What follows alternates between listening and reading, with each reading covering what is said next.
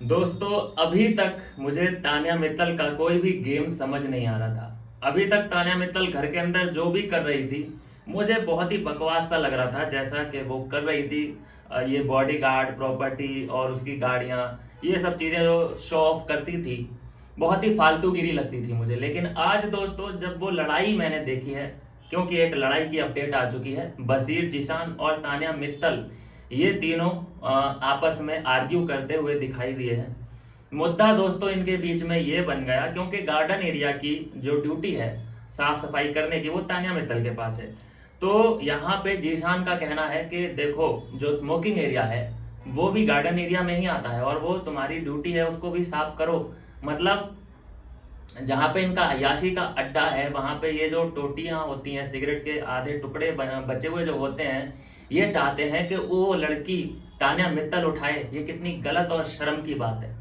वो तो ये कहो कि बिग बॉस ने वहां पे सिर्फ सिगरेट पीने की इजाजत दी है।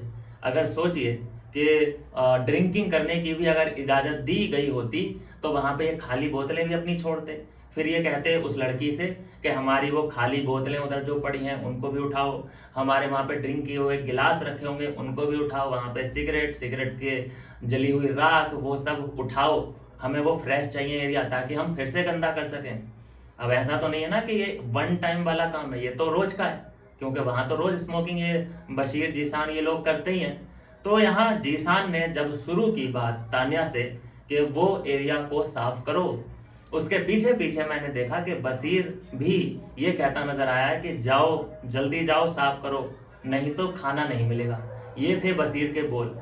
अब उसको किसने हक दिया बशीर को कि वो किसी भी कंटेस्टेंट का खाना रोके? मतलब उसको तो बिल्कुल ये कहना ही नहीं चाहिए। लड़ सकता है, वो आर्ग्यू कर सकता है, लेकिन ये हक उसको किसने दे दिया कि मैं तुम्हारा खाना रोक दूंगा?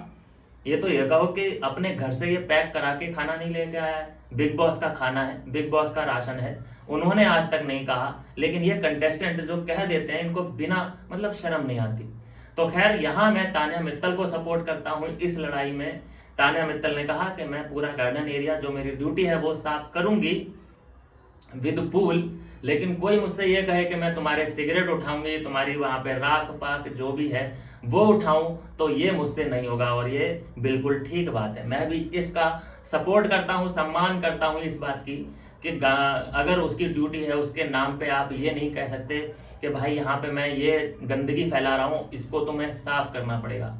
भाई स्मोकिंग एरिया है, वो एरिया ऐसा है, मतलब वो ऑथराइज्ड पर्सन जो तुम लोग स्मोक करते हो वो ही उसमें जा सकता है।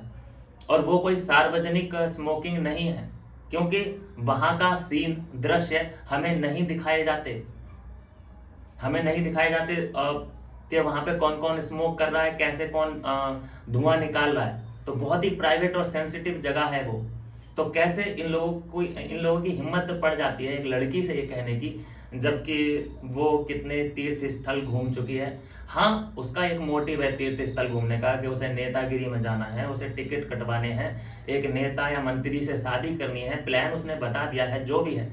लेकिन वो उसका प्रोपोगेंडा बोल सकते हैं, आप कुछ भी बोल सकते हैं, आगे और पीछे कुछ मत देखिए। सिर्फ इस वक्त इस लड़ाई पे जो फोकस है और जो इससे निष्कर्ष निकल के आ रहा है वो ये है दोस्तों कि एक लड़की आपके बुझे हुए सिगरेट उठाती हुई बिल्कुल भी अच्छी नहीं लगेगी, बिल्कुल भी अच्छी नहीं लगेगी। इस बात को आप और अच्छे से तब समझ पाएंगे कि अगर आप आपकी फैमिली में से कोई बहू, आपकी बेटी या फिर कोई भी लेडीज, मान लीजिए कि आपके दोस्त वगैरह आए, आपके पापा के दोस्त या आपके दोस्त, और वहां पे आपने अय्याशी की हो और वो आपके ये सब कचरा उठाते हुए नजर आए, आपके घर वाली बहुएं या आपकी बेटी या कोई भी, तो आपको कितना बुरा लगेगा।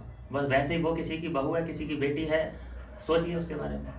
तो यहाँ पे जो बोला है तान्या मित्तल ने, बिल्कुल ठीक बोला है। बाकी चीजें रख दो साइड में कि वो फेकम फाकी करती है, बॉडीगार्ड उसके ब्लाउज पहनती है वो कैमरा के सामने, वो चीजें अलग हैं, ये मुद्दा बिल्कुल अलग है। और इसमें हम we are top TV support करता है तान्या मित्तल को इस लड़ाई में। और मुझे समझ नहीं आता कि घर में किसी की भी लड़ाई होती है शुरू, तो उसमें बशीर कहाँ से आ जाता है अपने चारों हाथ पैर लेके भाई, और हर किसी की लड़ाई को वो अपना कैसे बना लेता है। मतलब अगर अमाल मलिक की लड़ाई हो तो बशीर अली उसमें दिखाई देगा, जीशान की लड़ाई हो तो उसमें बशीर अली दिखाई देगा। चल क्या रहा है ये?